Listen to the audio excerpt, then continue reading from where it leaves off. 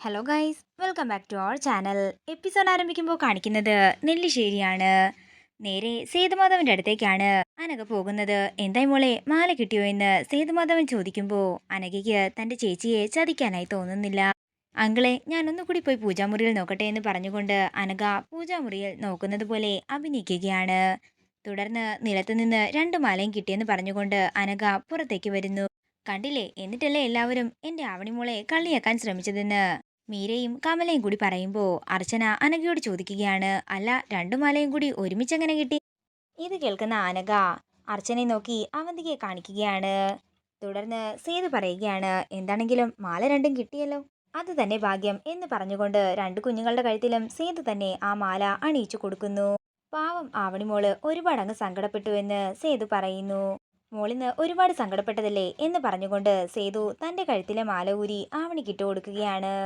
ഇത് എന്റെ മോൾക്കിരിക്കട്ടെ, മുത്തശ്ശന്റെ ഒരു സമ്മാനം. മുത്തശ്ശൻ അറിയായിരുന്നു മോൾ ഒരിക്കലും അങ്ങനെയൊന്നും ചെയ്യില്ലെന്ന്. അതിന്റെ ഒന്നും ഒരാവശ്യവുമില്ല അങ്കളെ, മോളെ ആ മാല അങ്ങ് തിരിച്ചു കൊടുത്തേക്കാൻ മീര പറയുമ്പോ സേതു പറയുകയാണ്, എന്തിനാ മീരെ മോളെ നിർബന്ധിക്കുന്നത്? ഞാൻ അവൾക്ക് ഒരു സമ്മാനമായി തന്നെയാ അത് കൊടുത്തത്. ഇവള് എന്റെയും കൊച്ചുമോളല്ലേ, ഇവളുടെ കഴുത്തില് എന്റെ സമ്മാനമായി അതവിടെ തന്നെ കിടന്നോട്ടെ. ഇത് കേൾക്കുന്ന എല്ലാവരും സന്തോഷത്തോടെ സേതുവിനെ നോക്കുകയാണ്.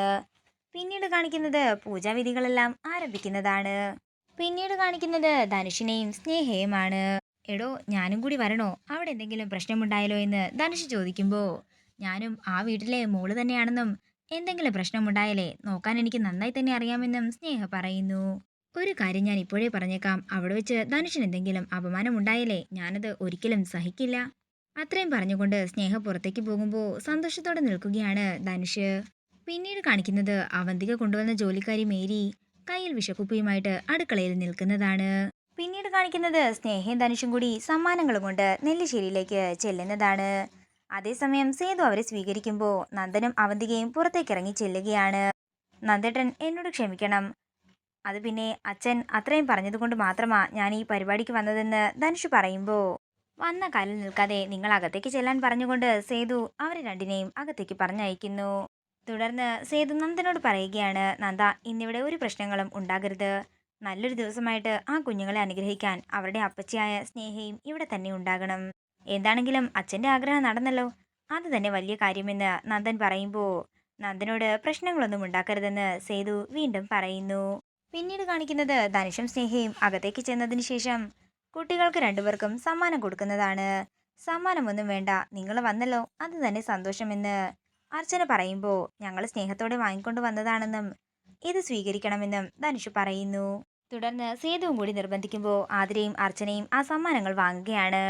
തുടർന്ന് തിരുമേനി ചോറൂണിനുള്ള പായസവും ചോറുമെല്ലാമായി എടുത്തുകൊണ്ട് വരാൻ പറയുമ്പോൾ അവന്തിക ഞാൻ എടുക്കാമെന്ന് പറഞ്ഞ് അടുക്കളയിലേക്ക് പോകുന്നു.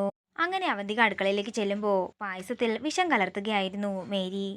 എല്ലാം സെറ്റല്ലേ എന്ന് അവന്തിക ചോദിക്കുമ്പോൾ മേഡം പറഞ്ഞാൽ പിന്നെ എന്ത് കാര്യമാ നടക്കാത്തതെന്ന് മേരി ചോദിക്കുന്നു.